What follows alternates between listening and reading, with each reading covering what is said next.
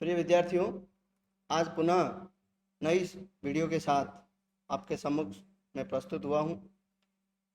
इस online platform की online teaching class में आपका हार्दिक स्वागत है। यूट्यूब के माध्यम से मैं तमाम उन कंप्यूटर साइंस के विद्यार्थियों का हार्दिक स्वागत एवं अभिनंदन करता हूँ। डेटा स्ट्रक्चर की इस कड़ी को आगे बढ़ाते हुए हम आज स्टैक और क्यू का ग्राफिकल रिप्रेजेंटेशन पर अपना पूरा ध्यान केंद्रित करेंगे, जिसमें स्टैक का ग्राफिकल रिप्रेजेंटेशन के साथ साथ क्यू का भी ग्राफिकल रिप्रेजेंटेशन पढ़ेंगे। ये सारे जो डेटा स्ट्रक्चर की हम बात कर रहे हैं, ये सभी के सभी कंसेप्ट मात्र है। ये इन सभी का उपयोग करके हम अपने प्रोग्रामिंग प्लेटफॉर्म पर जो प्रॉब्लम्स होते हैं उन सबको सॉल्व करने की पूरी कोशिश करते हैं। तो डेटा स्ट्रक्चर की इस क्लास में आज हम स्टैक के बारे में सबसे पहले पढ़ेंगे। स्टैक क्या है?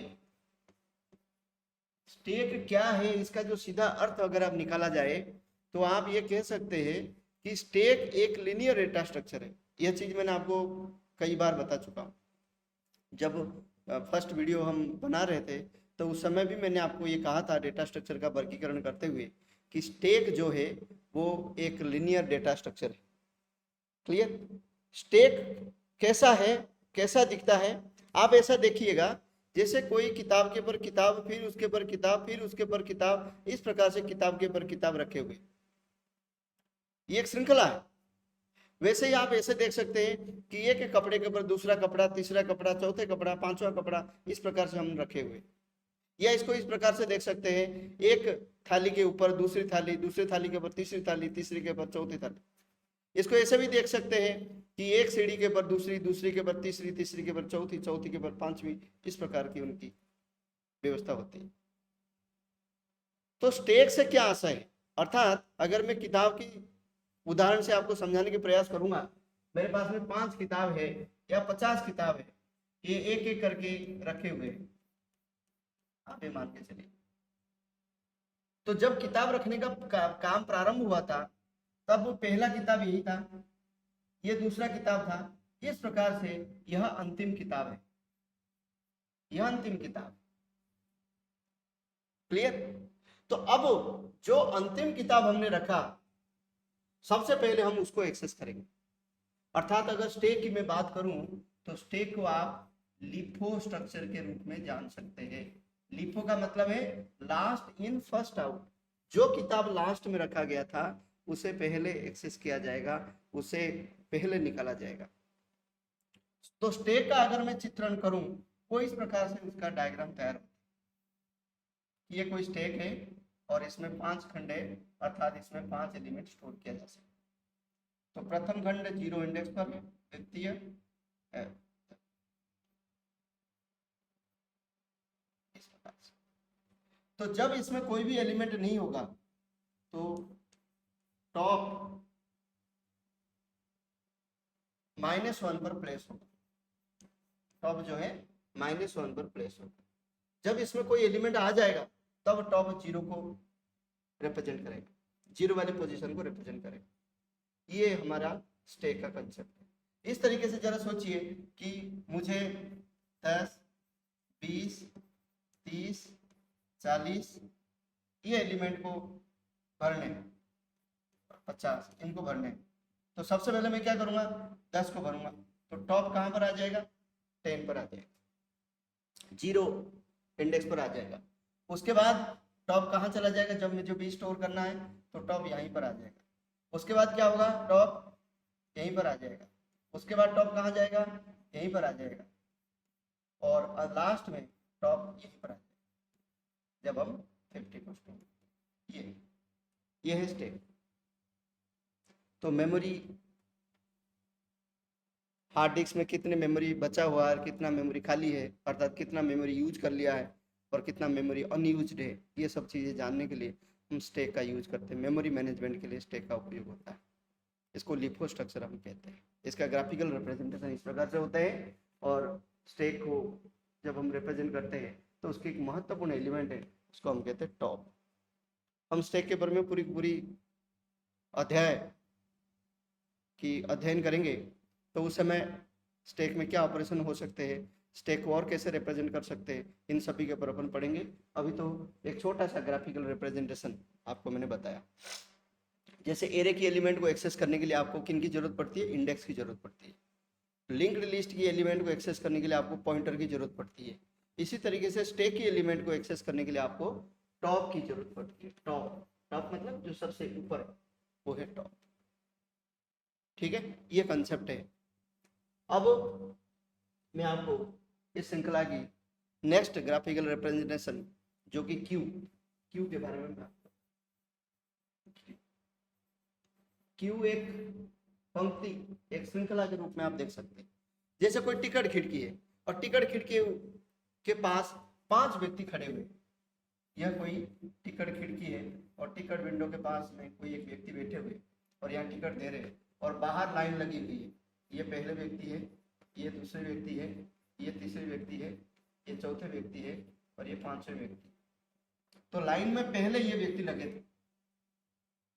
ठीक है, लाइन में पहले व्यक्ति ये थे और अंतिम व्यक्ति ये, मतलब फर्स्ट और ये लास्ट।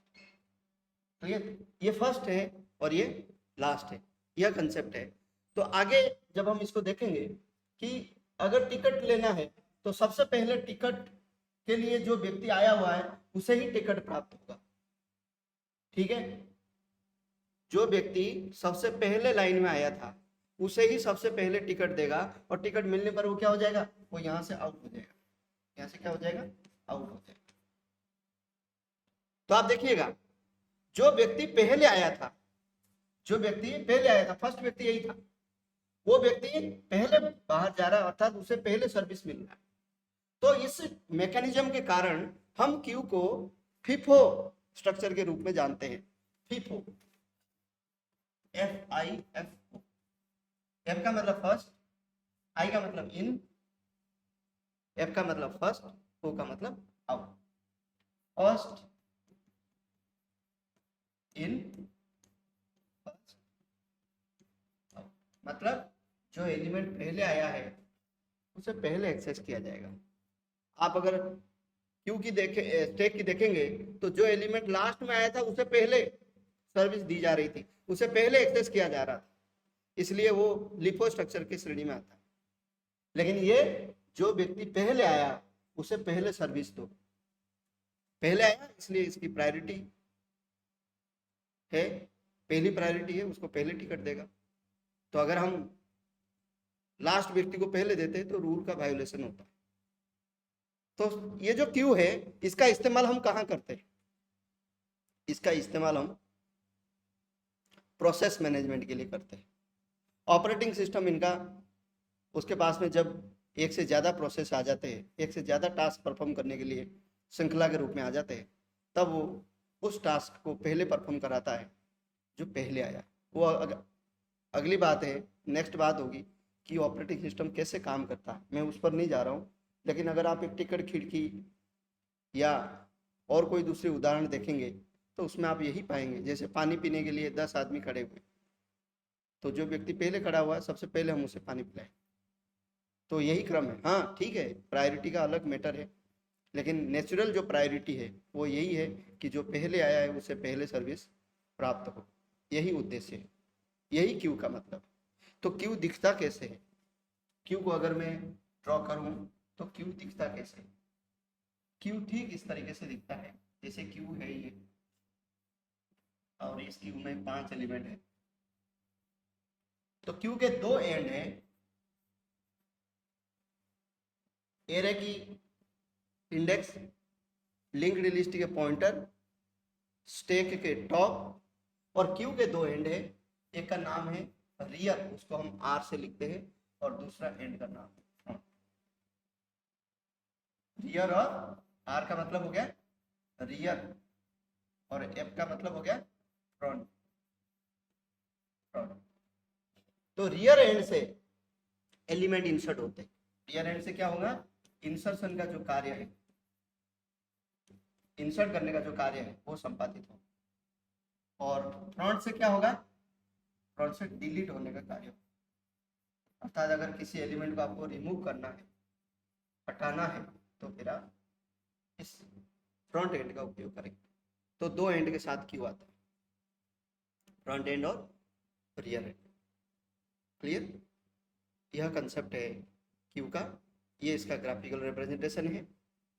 आगे हम क्यू के लिए एक नई अध्याय क्रिएट करेंगे जिसमें कितने प्रकार के क्यू है, क्यू का क्या क्या उपयोग है, क्यू को एरे के साथ कैसे रिप्रेजेंट करते हैं, कैसे क्यू को लिंक्ड लिस्ट के साथ रिप्रेजेंट कर सकते हैं, और क्यू के प्रकार में डी क्यू क्या होती है, सर्कुलर क्यू क्या होती है, इन सभी के पर अपन डिटेल में पढ़ेंगे। तब तक के लिए अपना ध्यान रखें। इस क्लास को यहीं विराम देते हैं। जय हिंद, जय भारत।